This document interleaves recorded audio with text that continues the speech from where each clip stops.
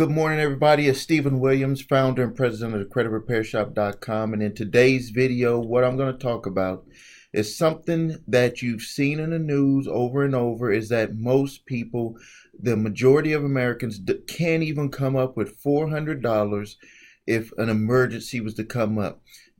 A large number of people will just not have the money. And then the other part of the Americans society will put it on a credit card. And if you put it on a credit card, that technically means you don't really have the money because you're borrowing the money on money that you're going to make in the future. So in this video, what I'm going to talk about is I'm going to talk about solutions to what I did years ago in the 90s after I went from not making much money, actually making $384.64.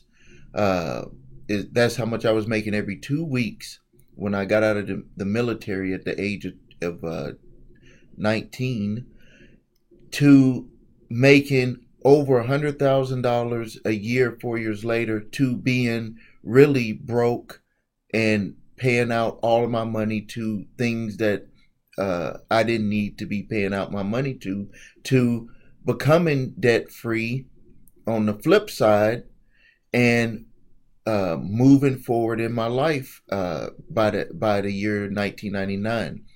So I want to talk about something that I read from the great Jim Rohn. He is a motivational speaker, and you need to look him up. I think he passed away not too long ago or last year, but you need to look him up on YouTube because he has very good information, and the more that you listen to it, you will understand what he was saying. Now, this is something that you need to pay attention to. The formula for failure to success. I'm just going to read one few sentences. Failure is not a single cataclysmic event. We do not fail overnight. Failure is the inevitable result of an accumulation of poor thinking and poor choices. To put it more simply, failure is nothing more than a few errors in judgment repeated every day. If you are struggling financially, if you're struggling with your credit, it did not happen overnight. It happened from poor choices over a period of time, and you repeated it every day. That's why if a person is poor, a person is not successful, a person is not healthy, a person is not living a life that they want to live, it's because over time they've done things to add up to that outcome. If you study Bob Proctor, he says that if you want to see what a person is thinking, all you have to do is look at the results of their life on the outside. That's what they believe about themselves on the inside. When you want to make change, you can't change things from the outside, you have to change things from the inside. And the thinking is where it all starts. But because, just like I read here, it's repeated every day, it becomes a habit. Poor choices, poor decisions become a habit. So your outcome and your result in your life is just a result of all of the habits that you've let happen repeatedly on the inside. So now let's talk about some solutions. These are things that I did when my wife and I in 1994 decided that we were not going to continue living the way that we were living after coming from nothing, financially nothing, to making a lot of money, and not really, we just had a lot of things, but we were really just worse off with more money. This is what we did. Is the number one thing that you have to do first is you got to know what your monthly expenses are. You got to see what you're spending your money on. When you understand what you're spending your money on, then you can start getting rid of things that do not benefit you, things that are just material items that you don't need. And I'm not talking about don't live and have good things. What I'm talking about is look at the things that you have that you don't really need and that you don't really use. I like to buy expensive suits, but I wear a suit every day to work. Even if it's hot outside, burning up unless it's 100 degrees, I dress like this every day. So, and in my closet, I have a suit for every day of the month. But I wear suits every day. That's different. I have probably like 100 different ties. But I don't just have them to have them. I have a whole bunch of different watches. But I line them up and I wear my watches different days of the week. Every one of them, I wear them different days of the week. I utilize the things that I buy.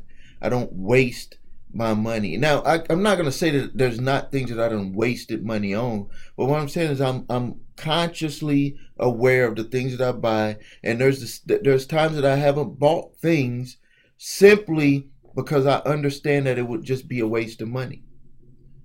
So you need to know what you're spending your money on, and then you need to make decisions on what you need to stop spending your money on. And then when it goes to not having money to pay for an emergency that came up, let me tell you a strategy that my wife and I used back in the 90s. That is an excellent strategy to come up with money so you can pay some bills and not get loans on anything. Is you write down, you first, when you write everything down, you're going to have your car payment, your mortgage payment if you own your home, if you have a second mortgage, your credit cards, department store cards, if you have payday loans, home equity loans, if you have student loans, anything that you're paying payments to, make sure you write that down. And I'm about to tell you a way that you can get cash right now from all of these companies, or have access to cash from all of these companies. What you do is you write them all down and you get them on the phone, and then you call them and you say, I want to speak to someone in your hardship department. They may call it by a different name. They may say, I don't know. It was the hardship department that we've always asked for, but the companies might call it loss prevention or something like that. But the hardship department. And when you talk to them, you need to ask them. And some of the times it's going to be hard to get to them, but you could do it because it's going to avoid you worrying about debt collections. And if companies are coming after you to try to collect payments and the debts that you owe them, this is a strategy that you could use to get money, and then you can put together a strategy to start paying your bills, and maybe even pay off some of your bills if you do it this way. So you write down all the companies and you call them each and you ask for the hardship department, and you tell them that you want to get a payment deferment, and you want to get the maximum payment deferment possible for each of those accounts. Credit cards could do 30 to 90 days. Some could even go further depending on the company. Car payments, 30 to 90 days. Mortgages, 30 to 90 days. It just depends on what the particular account is. And they will work with you, but you have to let them know your situation. They may have you fill out some paperwork, and you have to submit it, and then they'll give you an answer. But most will allow you to do this if you let them know that you're going through a hardship and what you're going to be doing with the money, that you're going to be paying down debt so you can be in a better situation once the deferment period is over. Now, don't be stupid and spend the money on stuff. You need to pay down debt. Now, this is what my wife and I did. We got deferments on just about everything that we were paying on, the cars, the credit cards, all of that stuff. and we used that money to pay off the smaller debts, everything that we could. And by the time that the payments rolled around for the bigger debts, we were in a better situation to pay those debts, because we didn't have all those lingering small debts like the gas cards and the little credit cards and all of that stuff. That stuff was all gone, and we tore those cards up and got rid of them. We didn't use any credit cards anymore after that. I actually didn't use any credit cards all the way until I think 2016. So from 2004 all the way to 2016, and the only reason why I had to get credit cards is because I had an embarrassing situation when we went on a trip to Florida with my son-in-law and youngest daughter, and they would not let me rent a car, even though all of the years I've always been able to rent a car with my debit card. They had changed their policy, and if my son-in-law wasn't with us at that time, we would not have been able to rent the car. So after that, I went ahead and got a credit card, American Express credit card, because I didn't, we want to be able to rent a car when we went on trips. So, but all the way from that time period, we had stayed away from gas cards, credit cards, all of that stuff.